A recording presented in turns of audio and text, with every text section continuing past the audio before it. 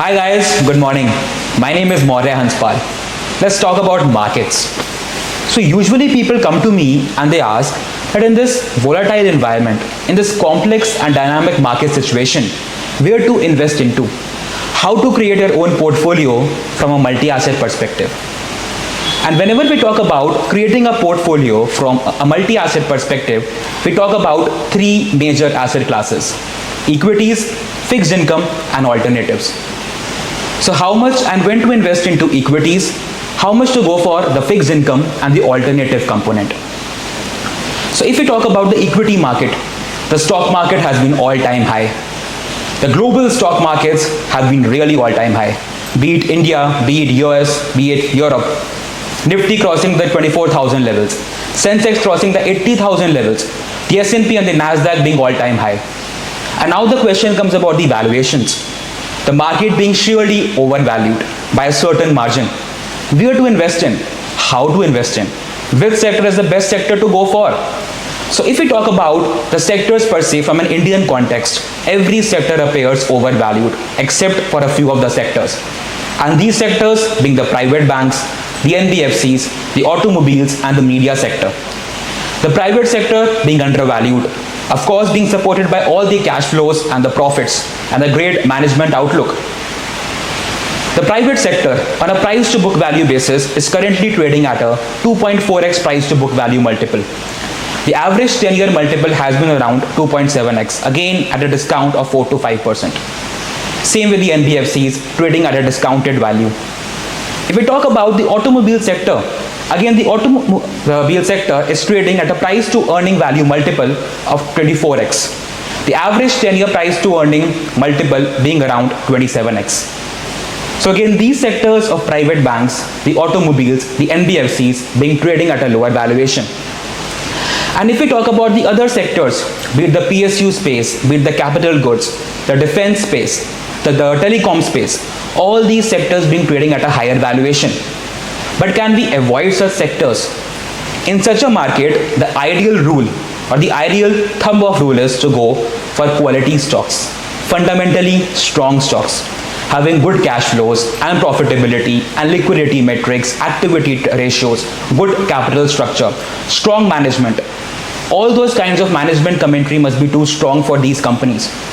Because ideally, in theory, we tend to learn that always sell an undervalued stock, right? Always buy an undervalued stock and sell off an overvalued stock.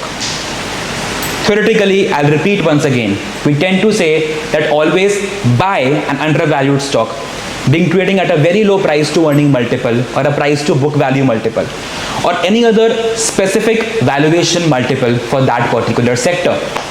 And we tend to say that sell off a higher price to earning stock or a higher price to book value stock. But that might not always work in the real world.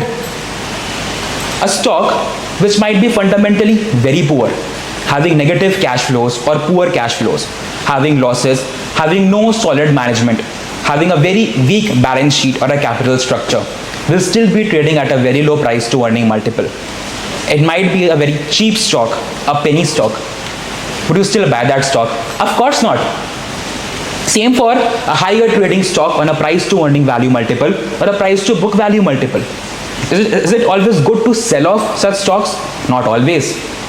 Because price being the leading indicator in those particular valuation ratios. Price is also affected by sentiment, whereas the denominator of that equation or ratio comes with a lag. That is your EPS, the earnings per share. Because the company declares their results on a quarterly or annual basis, right? So if that earnings growth rate that is being denoted by EPS is supporting the price, again that higher valuation is justified. Then why to sell off such stock? You can hold that stock or buy even more. If that earnings growth rate through EPS, the earnings per share is getting justified, right? So it's good to go for fundamentally strong companies, good companies, having strong cash flows, good profitability, good liquidity metrics, good activity ratios and efficiency ratios, good capital structure. Even if the debt is too high, that must be justified. Because taking a debt is justified till the cost of debt is less than cost of equity. Because the firm will always have a magnifying effect upon the EPS of the firm, and that will also support the multiples. Correct? So going towards the global markets, again, all the sectors in US are all going positive on a YTD basis. Be it communication services, be it technology, be it financial services, be it healthcare services, or any other sector, except for the real estate, which is down by minus 2.7% on a YTD basis. The US sectors again doing really well. Talking about the theme of power and energy, it's a global theme now, especially about the Indian markets, the US markets, and European markets. The balance sheets of the banks have become very strong in Europe. And one thing also we can realize is that now the global markets have started to decouple from each other. But a point has to come when all the markets have to come together and mean reversion has to take place. But when? That's still a question. Because earlier what used to happen, the banks used to follow the Fed on reducing the interest rates, because inflation is again a question. We recently saw inflation rising back, right, crossing that 5% mark again in India. But the rate of inflation has been lowering down in Europe. The same has been the case in US. But the quantum of reduction in inflation has been much more in Europe as compared to US. And as a result, the ECB reduced the interest rates in Europe and didn't follow the Fed. Economies have started to decouple, right? Some economies were increasing the interest rates in the previous year, whereas some economies like China were reducing the interest rates to stimulate demand, to stimulate economy and prosperity.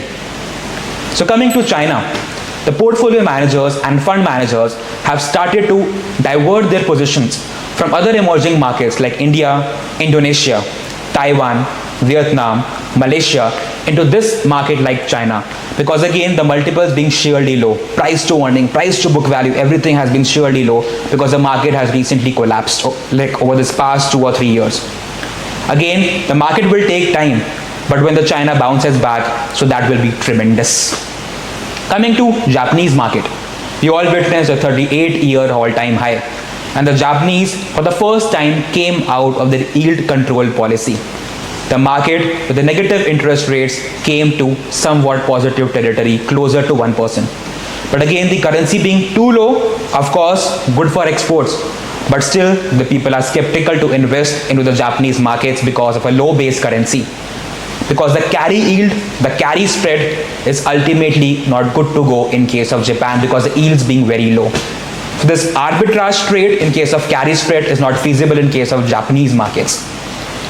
This is about my equity view. Coming to fixed income. So where to go for the fixed income markets? Ideally, when interest rates tend to go up, we follow to go towards a short duration investment strategy. We tend to purchase short duration fixed income instruments. And when the interest rates are bound to go down, we tend to purchase long duration fixed income instruments. So coming back to my topic of decoupling once again. Earlier, fixed income had a negative correlation with equities and good to accompany with the equity component of the portfolio. But after COVID, we have seen a positive correlation in fixed income and equity. So ranging between 0.4 and 0.6. Till what time this can sustain? In fixed income markets, going towards a long duration investment fixed income strategy can be a good one. But again, we all are confused that when will the rate of interest come down? Will the Fed reduce the interest rates in September, early December, or early January 2025? Again, that's a question because inflation needs to be tackled. So in this case, when there's a huge confusion that whether the interest rates will come down, be stagnant, or somewhat go up, going towards a barbell approach, right? Having both short duration fixed income instruments and long duration fixed income instruments can be a good one.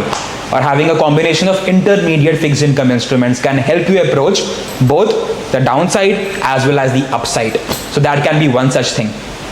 Question comes, whether to go for an HY, high yield fixed income instrument, or an IG, investment grade fixed income strategy.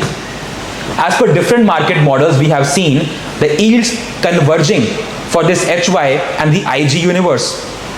But on a medium term basis or a temporary basis, going for high yield makes sense because these are fundamentally and technically strong and being less volatile than the equity markets, yielding around 8 to 10% return. But over the long term basis, IG can be a good one because ultimately the spreads are becoming tighter, the spreads are getting compressed. That is the difference between two fixed income instruments. The yields in those fixed income instruments is getting compressed, and that indicates strong fundamentals and technicals, but also indicates the demand for the high yielding asset coming down. Because currently we can say the yield spread is rising, it's expanding, being emerging from a negative territory to a positive territory, and the corporate spreads are comprising. If the yield spread being expanding is a good signal for the economy, because it's taking the difference in yield of a longer duration and a shorter duration treasury bill. Though the yield curve still being inverted, but that magnitude of negativity is coming down. So that is why I say the yield curve or the yield spread is expanding. But the corporate spread, though it is still on a wider stage, but it is contracting by a smaller margin, because it takes the difference between the yield of a corporate bond and the yield on a treasury bond. So that is something we need to take into consideration. Selling off or shorting the 0 to 3 year fixed income instruments, right, in the portfolios have been a strategy, because the 0 to 3 years maturity instruments will give you carry but not total return, right? So that is the thing. But if you want total return and carry both, going for a longer duration strategies of at least more than 3.5 to 4 years can be a good one, right? Because the financial spreads being more than the industrial spreads and yield curve being still inverted. Going towards a duration time spread duration strategy, going long and overweight on a DTS, that is a duration time duration spread strategy, and going short on a spread duration. Why? Because the duration time weighted strategy, it takes into consideration the relative change in spreads, whereas the spread duration, it takes into consideration just an absolute change in spreads. Convertibles can also be a very good metric or a very good tool to go for, because they offer you an upside or a downside in both of the scenarios. If the yields are going up on a convertible instrument, the debt proportion of that instrument will go down, but the embedded equity option through calls will give you that return.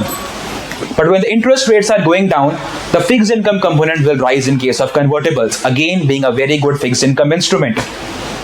So, in case of fixed income instruments, a barbell approach can be a good one, having both the short duration fixed income securities and long duration fixed income securities, combined with the high yield instruments being overweight on high yield and almost neutral upon the IG universe, and convertibles can be a good one. And towards the alternatives, one can think of going towards the private credit, private equity VC market, distressed debt, or a private debt in general, because these kinds of instruments command an illiquidity discount. They offer you more risk but higher return as well. And going towards the currency side, the USD or the USD is denying to go down. Again, the USD being too strong. So just in one liner, I would sum up my view upon the multi-assets: being overweight on equities, constructive on credit, being long on USD, and neutral on duration. Thank